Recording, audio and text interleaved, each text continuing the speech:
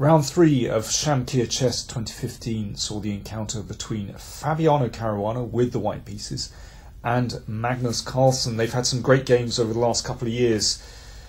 Let's see what happened. We joined the game after 24 moves. Carlsen had played a Dutch defence. He's playing more adventurously with black over the last couple of tournaments, and he got a decent position. Here, the game is roughly level. Caruana has a nice rook on the 7th rank, attacking the pawn on e6, but this can be dealt with very easily with a rook e8. And here, a very logical continuation would be for white to maintain that rook on the 7th rank. Again, attacking a pawn, Carlsen would have to defend it. White maintains the rook, and so on. A draw by repetition. Instead, in this position, Caruana fairly quickly exchanged rooks. Quite surprising. He said afterwards, I was thinking it was a draw, pretty much whatever I did, and just drifted.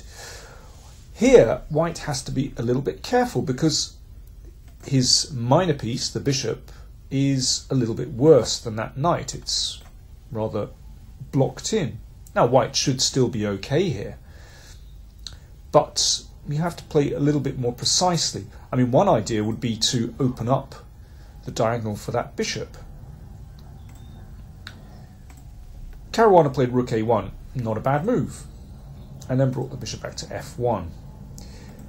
Nice move from Carlsen, c5, fixing that pawn on c4 on the same colour of the bishop, making sure that bishop really isn't very good.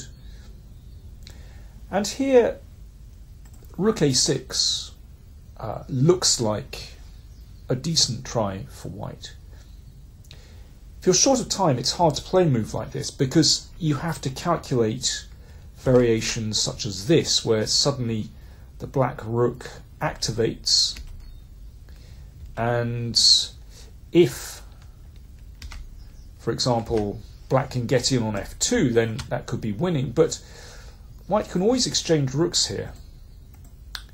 Well, black is going to clean up that pawn, and then, well, no doubt Caruana had seen a position like this, but then you have to assess, is this still drawn?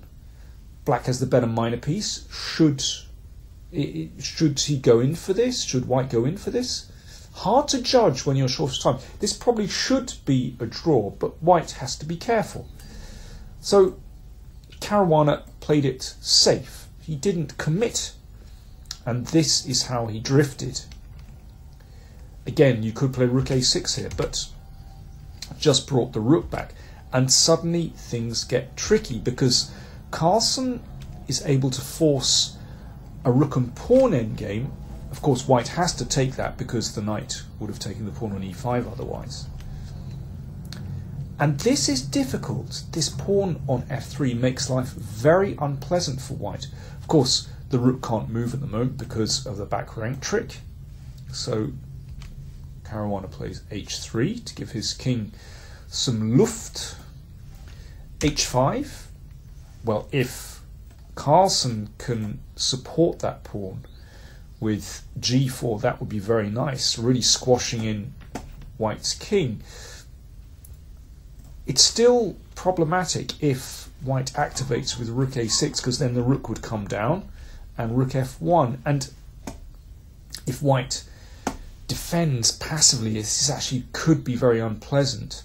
At some moment, well, for example, black can gain space on the king's side and perhaps nudge back to attack the c-pawn, perhaps play rook e1 and rook e2. Black has options here. So I can understand why Caruana suddenly thought, don't want to defend passively. But running a little short of time, he played g4. Now what he wants to do is give his king some room, so after Carlsen takes this pawn, then the king comes up and actually finds a nice square on g3, attacking the pawn on g4. But instead, Carlsen played h4. Excellent move. And now this is a dangerous passed pawn. Let's see what happened. King h2. The king attempts to activate, but it's not getting very far. Rook d2. Good move. King h3. Now, if rook takes pawn, this comes too soon because the king takes the pawn and finds some freedom. But of course, Carlsen locked this down with g5, and the white king is in a real box here. This is a very difficult position already. I mean, in practical terms, perhaps even lost for white. e4. Again, Carlsen didn't rush this. I really like his play here. Rook d4, he came back. And here's an interesting moment. Caruana decided to pick up the f-pawn. What happens if he keeps checking? Well, black's king would come over to meet the rook. The checks are going to run out. So rook takes pawn. And suddenly there's a mate threat here. The king comes back. This turns into a very dangerous pawn. And then rook f1. After this pawn is taken, black has 3 far advanced passed pawns, and that is probably too much for white to deal with. That's why Caruana retreated, but Carlsen manages to clean up very well here. Let's see how he did it. The point is that here he can always offer a trade of rooks. Of course, after the exchange, then black would have 2 passed pawns, and that's too much for the king to deal with. And anyway, this c-pawn is really dangerous. Let's just see how the game concluded. The rook goes behind the pawn and stops the pawn, but here that is fatal. The rook can't protect the pawn because, of course, the rook would just take and then c1 queen. And here, well, it's actually the end of the story. All white's pawns are dropping, and here Caruana resigned. If, for example, rook takes pawn, you can see, well, black has a choice. You can take this one and come back. It's horrible. White is completely lost there. Fantastic how Carlsen seized his chance and once again exploited a tiny weakness, inaccuracy, and managed to win that game. There was one other decisive game in round 3. Let's take a look at the game between Wesley So and Michael Adams. It was a Queen's Gambit, and things have gone well for Wesley So. He has the 2 bishops. He's managed to create some weaknesses around black's king. You can see these weakened light squares, and with the pawn on f6, that diagonal is open as well. Wesley played bishop f5, hitting the rook. Now perhaps best is to move the rook away, but well, it's a very pleasant position for white, but not yet lost. At least that knight defends some of these key light squares. Not a nice position for black, but still playable. Instead, Adams played rook c6, and this leaves the rook undefended, which means that the pawn can advance and advance again. And this is looking very nasty for black's king. You can see these pieces across the other side of the board don't help with black's defense.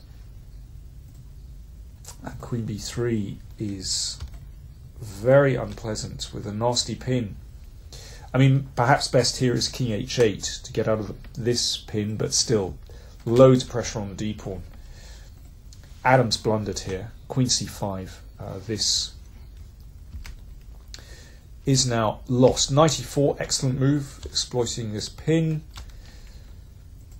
and that allows knight takes bishop and queen g3, and now you can see that white's pieces are beautifully placed for the attack. Rook e7 threatened.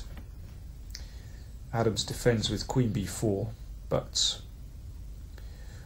well, there are several ways to win. This is a very simple way to do it. That forces queen takes rook. The queen swoop down. If king d6, the queen takes f6 and the rook drops, and king e8 allows bishop g4 followed by bishop h5 check, and here Adams resigned. Nice game from Wesley So, who seems to have really recovered incredibly well after his, well, controversial US championship. That means after 3 rounds, there are 2 leaders. Magnus Carlsen and Wesley So both have 2.5 points.